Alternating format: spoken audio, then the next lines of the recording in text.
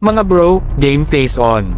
Balitaan tayo ngayon tungkol sa defense budget ng Pilipinas para sa FY 2024. Ito'y malupit na kwento ng malalaking pera, comparison sa ating mga kapitbahay, at kung paano ito mag-i-impact sa ating military prowess. Kaya heto na, ang Pilipinas ay maglalaan ng matibay na 278.368 billion pesos, mga $5 billion, para sa defense sa FY 2024. At alam mo ba, may extra pang 10 billion pesos sa on-program funds jackpot para sa dagdag na pondo pagkailangan. Ngayon, tingnan natin ang mas malaking larawan. Kinukumpara natin ang sarili natin sa Thailand, kapitbahay nating may GDP na 17% mas malaki sa atin.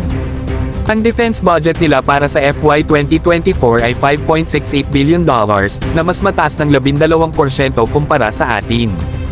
Mayroon silang powerhouse military 361,000 personnels, 7 frigates, maliit na aircraft carrier, 75 fighter aircrafts, at higit sa 600 tanks.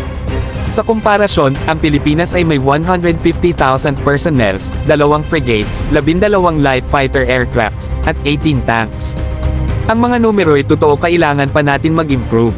Sa aspeto ng sahod, parang mas maganda ang deal ng mga sundalo natin kumpara sa mga Thai.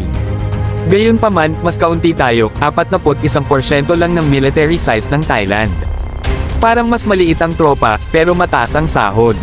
Ang key takeaway, mga bro, consistency ang sikreto. Para maboost ang ating defense, kailangan lumampas ang pondo para sa AFP Modernization Program sa 40 billion pesos na itinalaga para sa FY 2024. Horizon 3 ay nasa horizons, at malaking halaga ang kakailanganin.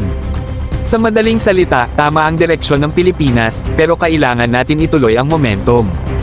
Mag-invest, lumago, at maging handa para sa isang hinaharap na hindi lang credible kundi formidable ang ating defense posture.